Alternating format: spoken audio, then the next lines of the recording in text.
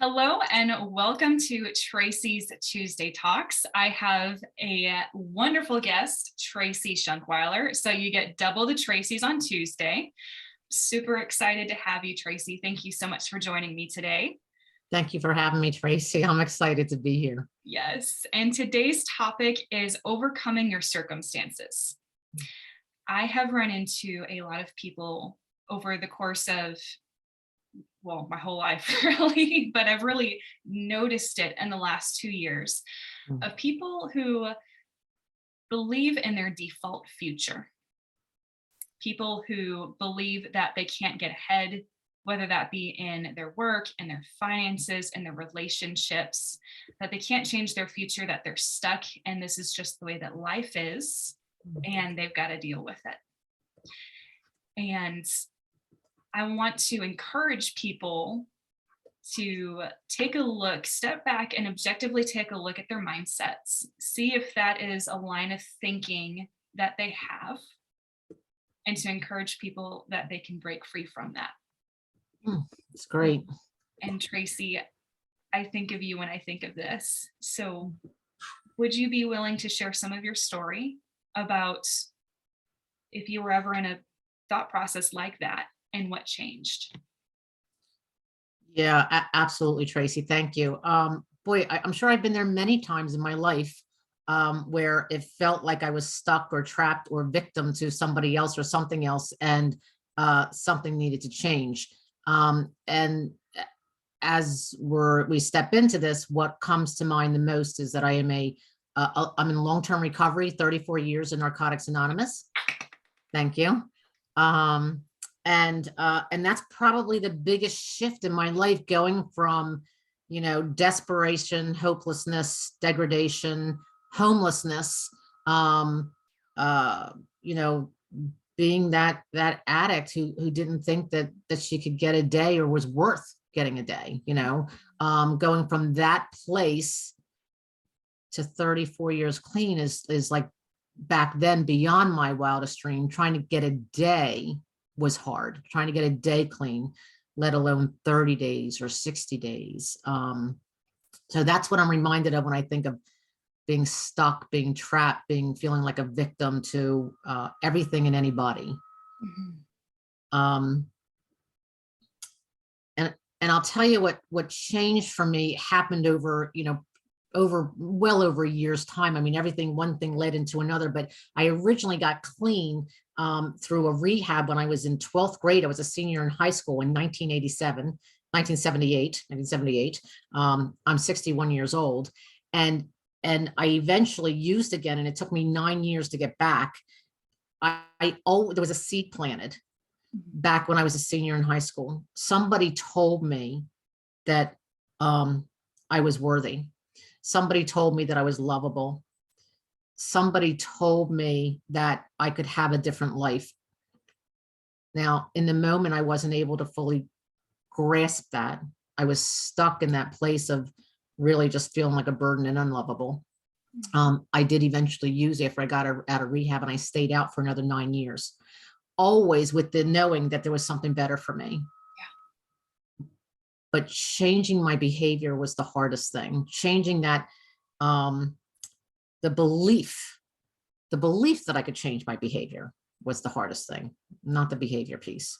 I tried over and over again, and found myself just constantly back. I call them still surrender Mondays. I'll do that with eating now. Like, I'll just be like, surrender Monday, starting over again, right? Or anything that I find myself back into a habit.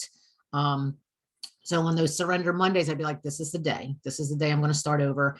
And, a lot of times, like today would be, St. Patrick's Day is around the corner. You don't want to stop getting high before St. Patrick's Day. You don't want to stop, and then after St. Patrick's Day is whatever the next holiday is, and it goes on and on and on and on, right? There's always something else. As you know, we find that with our clients a lot when it comes to finances. Like, how hard is it to stop doing these things that are just part of a behavior and an inner, I like that 80% Dave talks about that more of that inner belief, right? That goes to that deeper space. I sidetracked there a little bit, but so I had people telling me that they would help me to get clean if I ever wanted to get clean. And what I knew is that they didn't know that I couldn't do it. What I knew is that they didn't know that I was not worthy, and that they would put their effort into me, and I would not be able to, I would fail them and myself. And something happened. Sitting in a bar one day, and I went to put my drink up to my lips, my normal Bacardi and Tab. Back then, Tab was Diet Coke, whatever you want to call it. And I went to put my drink up to my lips, and I put it down. And a force picked me up out of my chair and walked me out of the bar. And my friends are going, "Where are you going?" And I'm like, "I don't know." And I was usually the first one in the bar and the last one out. I was the first one in, first one out. Didn't drink that day. That was October 23rd, 1987. And I left there and I drove down the road, and I call this my spiritual awakening, that I had hit a bottom that was so low. I was homeless, living in my car.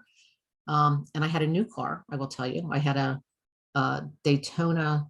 I don't remember exactly what it was, but it was a new car that I had a payment on because I was working. I was functioning in that way. I was still working. I was a bill collector, actually.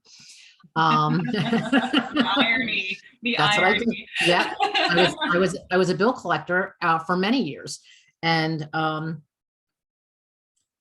something shifted in that moment. And what shifted is the willingness to ask for help. The willingness to, hit that button and say, "I can't do this on my own anymore. Yeah. Can somebody please help me?" And my boss happened to be in Narcotics Anonymous. And I said to him, "I'm ready." And that next day when I was in work, and he actually worked up on a podium, he got off the podium, walked down, took my hand, and took me right to a Narcotics Anonymous meeting. Wow. I'm still friends with the woman that gave me my first hug. And I felt like I was home. I felt like this is the life that I was meant to lead. And I knew in that moment that if I ever drank or used again, I would die. And I still know that. That is my why. And it is deep. I want to live. And that was given to me in that moment. A lot of addicts don't get that opportunity. Some people think that they have another run in them, that they can handle it this time, right? I never had that. I always knew that that every day there's just more in store. There's more opportunities. And I was loved up by a community of people who had already stepped in one day at a time. And that's what it was, one day at a time, sometimes a minute at a time, an hour at a time, to, that desperation turned into hope, the hope that I could do this. And then the confidence that, that you could help me get there. That, that there was other people that had done it. And if I followed their way, if I was open-minded and willing enough to learn from them, just kind of sit quiet and follow their lead, my life would be different. And here I am, sitting here with you, all that to lead up to here. Wow. Thank you so much for being so vulnerable and sharing that. I really am so thankful for this opportunity and just hearing your story. We do talk to a lot of people who it might not necessarily be narcotics or alcohol or some other traditional addiction that causes that feeling of unworthiness, that feeling of, why even bother to try because I'm not worth it. And we see that sometimes in our clients too with their finances. And if you're feeling this way, Tracy and I both, although we have different stories, have similar journeys. And I want to encourage you that there is hope and that you are, as Tracy said, worthy to be loved, worthy to have hope, worthy to take control of your situation, to make choices that will change your situation. And it all starts sometimes with just recognizing I don't want this anymore. Please help. And they're so not alone, Tracy, right? Hmm. If you're thinking it, you're feeling it, somebody else is too. Yeah. Hmm. So, Tracy, once you realized, okay, I need help, and you reached out and you built that community around you, how did your life change after that? What happened after? Oof. I will tell you, there were people that I met that day one in my first meeting who are still very much in my life. Um, I built a community of friends and family, like family of choice, right? People that were there to support me, that I could be authentic with, that I could share what was really going on. And I think that was a big piece. And I truly believe that um, secrets grow in the dark. And so I was able to be honest with what was going on with me. And I'll just share that I see this a lot with money, right? We don't talk about money. As a matter of fact, we talk more about drug addiction and recovery because there's recovery houses all over the world now, right? That's become more the norm. We'll talk about those pieces more than we'll talk about our debt and what's happening with our money. So yeah, I became employable in a different way. I became empowered, and I started to love myself. I started to like myself first. Yeah, yeah. I started to feel uh, a deeper level of hope and see things that were beyond my wildest dreams, that first day. And I still continue to see them. I'm still blown away by what life has to offer. Um, there was a level of surrender and freedom that came with that, and healing that came with telling my story and letting you know really what's going on with me, sharing about my shame and my embarrassment, and knowing that, and back to that piece, I'm not alone, never ever alone. So I think that that's for me, that was a big piece. I needed to know that I was not broken and something that needed to be fixed, Mhm. but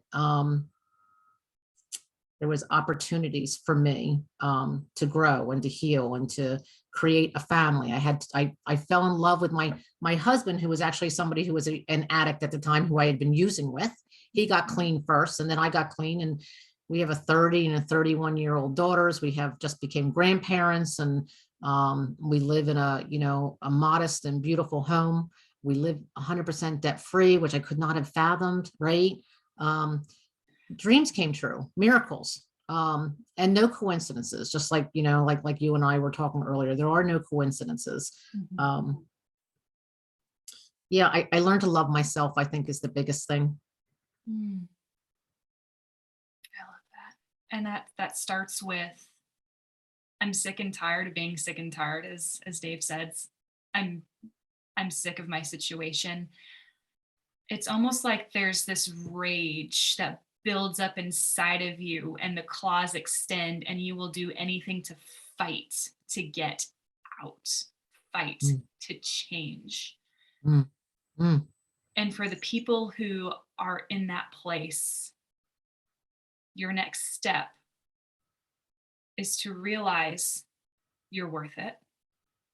It's possible. And it is on you to own your actions, to do Mm. it.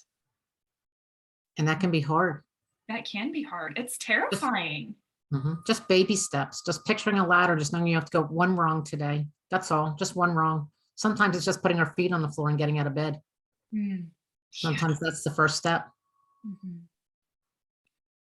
And then allowing yourself, this is the scariest part, to trust somebody, to bring them into your community, to help Mhm, build you up.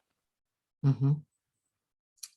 Absolutely. It takes a lot of courage to reach out for help. It takes a lot of courage to say, I can't do this by myself. Mhm. Mhm.